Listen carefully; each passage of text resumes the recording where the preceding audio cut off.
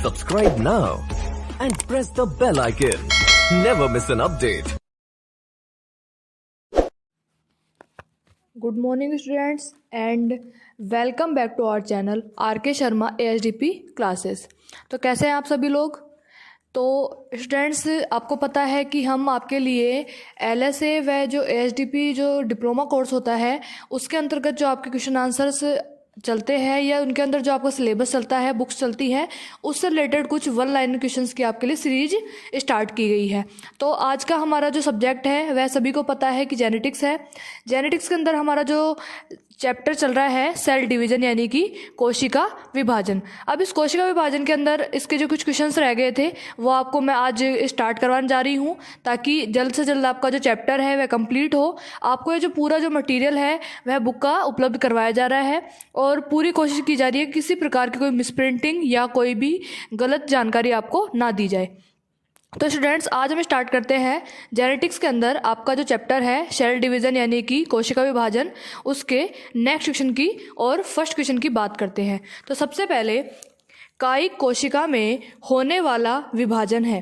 तो कायिक कोशिकाएं होती हैं उसमें कौन सा विभाजन होता है। तो कायिक कोशिकाओं में समसूत्री विभाजन होता है। कौन सा विभाजन होता है? समसूत्री विभाजन। नेक्स्ट क्वेश्चन है आपका स्टूडेंट्स कि केंद्रक में होने वाला विभाजन कहलाता है। तो जो न्यूक्लियस होता है उसमें कौन सा विभाजन होता है? तो न्यूक्लियस में जो विभाजन होता है उसे कह देते हैं कैरियोकाइनेसिस। तो इसका आंसर हो जाएगा कैरियोकाइनेसिस यानी कि केंद्रक में होने वाला विभाजन कैरियोकाइनेसिस। नेक्स्ट है कोशिका द्रव्य में होने वाला विभाजन है।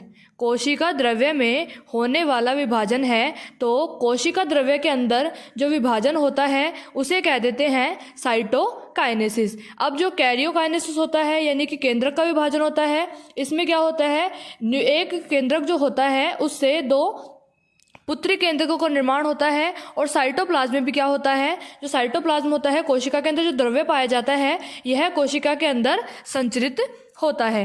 नेक्स्ट क्वेश्चन है कि सेल साइकिल में सेल डिवीजन को किन स्टेजेस में विभाजित किया गया है। जब कोशिका चक्र होता है, कोशिका चक्र में तीन प्रकार के कोशिका चक्र जो होता है उसमें तीन प्रकार के विभाजन होते हैं।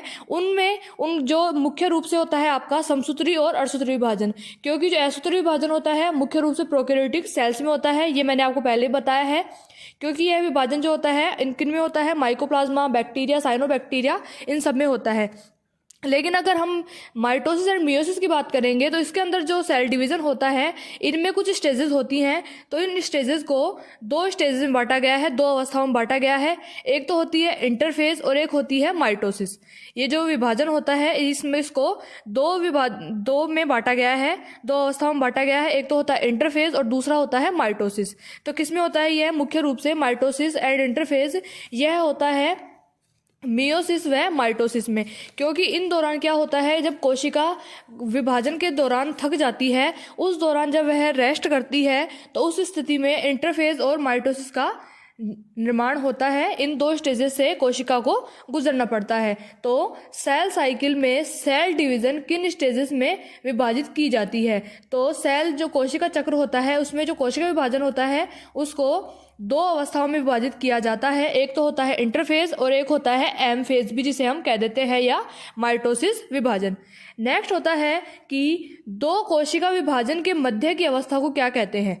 दो कोशिकाओं के मध्य अगर विभाजन हो रहा है उसके बीच की अवस्था क्या कहेंगे, यानी कि जब एक कोशिका विभाजन से दूसरे कोशिका विभाजन के बीच में जब अवस्था होती है उसे क्या कहते हैं? तो उसे हम कह देते हैं इंटरफेज विश्राम अवस्था। क्या कह देंगे? इंटरफेज या विश्राम अवस्था। क्योंकि इसमें क्या होता है कि जो कोशिका होती है वह अपने आप को दूसरे विभाजन के लिए तैयार करती है। तो ये हो गया आपका आंसर कि जब दो कोशिका विभाजन होते हैं यानी कि एक कोशिका विभाजन से दूसरे कोशिका विभाजन की जो मध्य की अवस्था होती है उसे हम इंटरफेज कह देते हैं।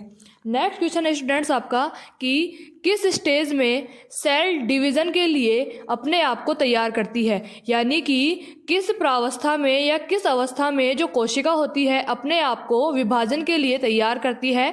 तो यह होती है इंटरफेज में। इंटरफेज यानी कि विश्राम अवस्था।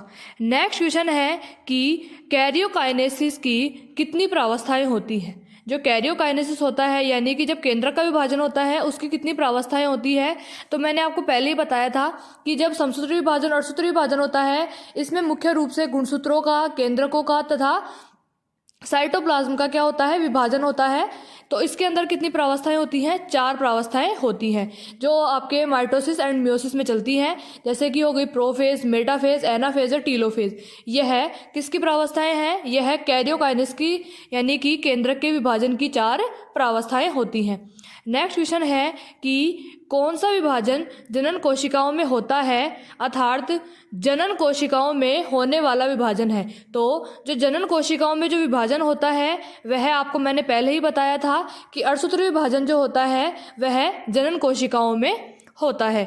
नेक्स्ट क्वेश्चन है कि वह विभाजन जिसमें गुणसूत्रों की संख्या मात्र कोशिका के गुणसूत्रों से आधी हो जाती है। तो वह विभाजन जिसमें गुणसूत्रों की जो संख्या होती है वह मात्र कोशिका के गुणसूत्रों से भी आधी हो जाती है, यानी कि एक प्रकार से जो डिप्लॉइड सेल्स होती हैं वो हैप्लॉइड सेल्स में बदल जाती हैं। तो यह जो अब पूरी प्रक्रिया होती है यह होती है मियोसिस फर्स्ट में, यानी कि अर्धसूत्री विभाजन प्रथम के अंदर जो गुणसूत्रों की संख्या होती है मात्र कोशिका के जो क्रोमोसोम्स होते हैं, गुणसूत्र होते हैं, उनसे भी आधी हो जाती है। किस अवस्था में, अर्धसूत्री विभाजन के फर्स्ट अवस्था में, या हम कह सकते हैं कि अर्धसूत्री विभाजन फर्स्ट में मात्र कोशिकाओं के जो गुणसूत्र होते हैं वह आधे हो जाते हैं। नेक्स्ट जो आपका क्वेश्चन है कि रिडक्शन डिवीजन, असंतुलित विभाजन, न्यूनकारी विभाजन व ऋणात्मक विभाजन कहलाता है। तो आपका क्वेश्चन दोबारा सुन लीजिए, रिडक्शन डिवीजन, न्यूनकारी विभाजन, असंतुलित विभाजन या ऋणात्मक विभाजन कहलाता है। तो यह क्या कहलाता है, मियोसिस कहलाता है। यानी कि जो मियोसिस होता है इसी को हम न्यूनकारी विभाजन, ऋणात्मक विभाजन, असंतुलित विभाजन व रिडक्शन डिवीजन कह देते हैं। मुख्य रूप से यह जो न्यूनकारी विभाजन होगा यह मियोसिस फर्स्ट को ही कहा जाता है, क्योंकि जो मियोसिस सेकंड होता है वह लगभग किसके समान होता है, समसूत्री विभाजन के समान ही होता है। तो मियोसिस जो फर्स्ट होता है वह एक प्रकार से न्यूनकारी विभाजन कहलाता है। नेक्स्ट क्वेश्चन है कि मियोसिस को कितनी सतत प्रक्रियाओं में बांटा गया है। जो मियोसिस होता है आपका, अर्धसूत्री विभाजन होता है, उसको कितनी सतत प्रक्रियाओं में बांटा गया है। तो इसका आंसर है कि इसे 2 सतत प्रक्रियाओं में बांटा गया है। एक तो होता है मियोसिस फर्स्ट और दूसरा होता है मियोसिस सेकंड। ठीक है स्टूडेंट्स। नेक्स्ट क्वेश्चन है कि मियोसिस फर्स्ट किस प्रकार का डिवीजन है। तो मियोसिस फर्स्ट जो है किस प्रकार का डिवीजन है, मियोसिस फर्स्ट जो होता है एक प्रकार से हेट्रोटाइपिक डिवीजन है। कैसा है, हेट्रोटाइपिक डिवीजन है, क्योंकि इसमें मात्र कोशिकाएं होती हैं, वह उसके जो गुणसूत्र होते हैं वह आधे हो जाते हैं, यानी कि डिप्लॉइड से हिप्लॉइड हो जाते हैं। और जब हम बात करते हैं कि मियोसिस सेकंड की, तो मियोसिस सेकंड के अंदर क्या होता है, यह समसूत्री विभाजन के समान होता है। तो मियोसिस फर्स्ट जो है वह एक प्रकार से हेट्रोटाइपिक डिवीजन है, यानी कि असमान प्रकार का विभाजन है, जिसे हम क्या कह देते हैं इंग्लिश के अंदर, हेट्रोटाइपिक। दूसरा है आपका क्वेश्चन कि मियोसिस सेकंड किस प्रकार का डिवीजन है। तो मियोसिस सेकंड जो है वह होमोटाइपिक डिवीजन है। कैसा है, होमोटाइपिक डिवीजन है। जैसा कि मैंने आपको पहले बताया है, यह बिल्कुल एक प्रकार से समसूत्री विभाजन के समान ही होता है, मियोसिस सेकंड। नेक्स्ट क्वेश्चन है कि कौन से मियोसिस डिवीजन जो होता है वह माइटोसिस डिवीजन के समान होता है। तो कौन सा अर्धसूत्री विभाजन समसूत्री विभाजन के समान होता है या संतुलित विभाजन के समान होता है। तो इसका आंसर है कि मियोसिस जो सेकंड है वह जो होता है वह समसूत्री विभाजन के समान होता है, यानी कि अर्धसूत्री विभाजन के समान होता है। कौन सा, संतुलित विभाजन जो होता है, यानी कि मियोसिस डिवीजन सेकंड जो होता है वह समसूत्री विभाजन के समान होता है। ठीक है। नेक्स्ट क्वेश्चन है मियोसिस फर्स्ट की प्रोफेज स्टेज को कितनी उप अवस्थाओं में बांटा गया है। मियोसिस फर्स्ट यानी कि आपका अर्धसूत्री विभाजन जो प्रथम होता है उसके अंदर जो प्रोफेज स्टेज होती है उसको कितनी उप अवस्थाओं में बांटा गया है। तो इसका आंसर है 5।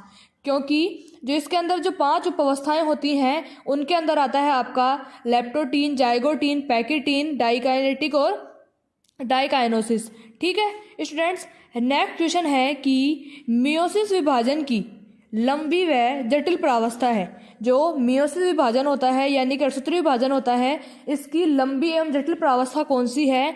तो इसकी लंबी एवं जटिल प्रावस्था है वह है प्रोफेज फर्स्ट। कौन सी है? Prophase first.